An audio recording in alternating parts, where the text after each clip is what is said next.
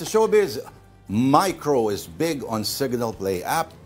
5 new micro dramas are set to bring fresh, unique stories to viewers. And News 5 correspondent MJ Marfori with the story. Bagong format na storytelling, pero pasabog sa acting. Yan ang hatid ng microdrama ng Signal Play. Full force sa mga bida ng 5 microdrama sa content creation event kasama ang News 5. Magkakapatid na nag-aagawan sa yaman. Ang role nila Gerald Madrid, Don Chang, Alex Medina at Dylan Minor sa My Father's Last Wish. Kasama si Nika Santos para sa A Cure Called Love.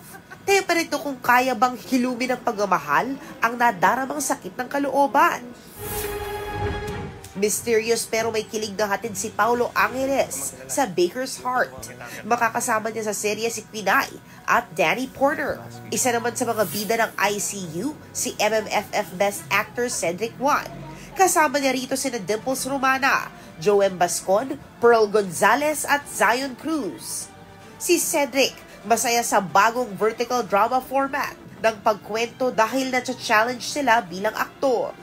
It's a mixture of TV, film, and theater actually. Kasi parang minsan kailangan sasabihin sa amin ni Direk Chris na ito yung cutting point natin so kailangan ka end high.